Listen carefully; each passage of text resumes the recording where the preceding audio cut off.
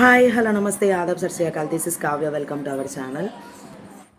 ఈరోజు మీ ముందరకు ఒక టాపిక్ తీసుకొని వచ్చానండి. ఏంటి టాపిక్ అంటే సోషల్ మీడియాలో ఎక్కడ చూసినా వైష్ణవి అని అంటున్నారనమాట. యూట్యూబర్ అనమాట. తను వచ్చేసి యూట్యూబర్ వైష్ణవి అయితే ప్రజెంట్ అయితే చనిపోయింది. తన భర్తనే హత్య చేసి చంపేశాడనమాట.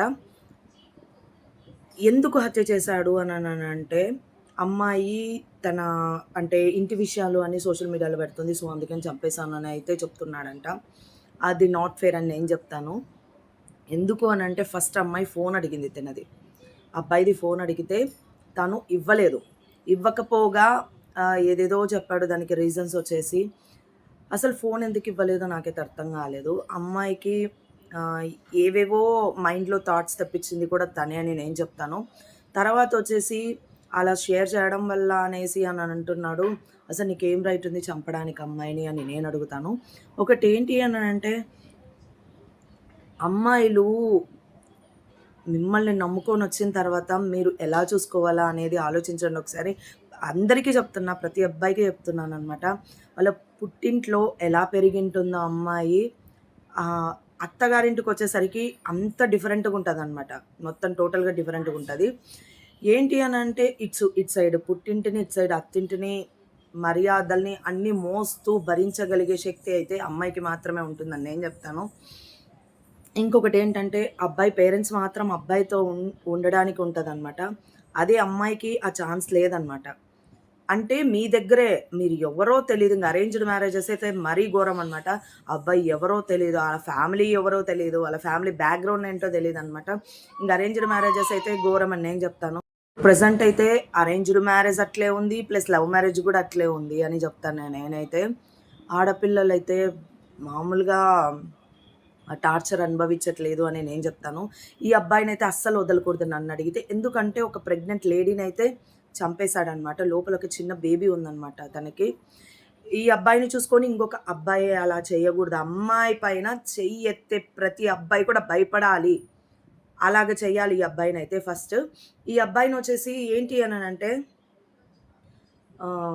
అబ్బాయిని ఎలా టార్చర్ చేస్తున్నారో, అబ్బాయిని ఆ తప్పు చేసినందుకు ఏం చేస్తున్నారో మీరు ఆ వీడియో కూడా షేర్ చేయాలి పోలీసులని, వాళ్ళని అని నేనైతే అడుగుతాననమాట. ఎందుకంటే ఆ వీడియో చూసి ప్రతి అబ్బాయిలో ఆ భయం అనేది రావాలి. ఒక ఆడపిల్లని చెయ్యి ఎత్తడానికి కూడా భయం అనేది కలగాలి అని నా ఫీలింగ్ అనమాట. అంతే ఈ వీడియోలో. ఈ వీడియో నచ్చినట్టయితే లైక్ చేయండి, షేర్ చేయండి, కామెంట్ చేయండి. పక్కనే బెల్ సింబల్ ఉంటుంది, నొక్కేసేయండి. Thank you so much. Bye bye. కొంతమంది అబ్బాయిలు ఏంటి అంటే వాళ్ళ పేరెంట్స్ మాటలు వింటూ ఉంటారనమాట. యాక్చువల్‌గా మీకు పిల్లనిచ్చి పెళ్లి చేసిన తర్వాత అసలు నీ థాట్స్ మీద అంత పోవాలి. నీ థాట్స్ ప్లస్ అమ్మాయి థాట్స్ మీద పోవాలి. కానీ తల్లిదండ్రుల మాటలు విని ఇలాంటి చేష్టలు చేస్తే ఎలా ఉంటుంది చూడండి. ఇప్పుడు అబ్బాయిని మాత్రం అస్సలు వదలకూడదు. అసలు వాళ్ళ అమ్మ నాన్న మాటలు విని ఈ అమ్మాయిని చంపేయడం ఏంటి నాకైతే అర్థం కావట్లేదు. అలా వినే వాళ్ళకు కూడా చెప్తున్నాను. ఇదే ప్రూఫ్ చూడండి. అమ్మాయి చూడండి చంపేశారు. వాళ్ళ పేరెంట్స్ చెప్పాడు అని అంటున్నాడు. తనే అంటున్నాడు నా పేరెంట్స్ చెప్పడం వల్ల ఇలా చంపేశాను అని అనేసి. ఇనే వాళ్ళకు కూడా చెప్తున్నాను. మీకంటూ బుద్ధి లేదా? అంటే మీకంటూ జ్ఞానం లేదా? వినే ప్రతి అబ్బాయికి చెప్తున్నాను.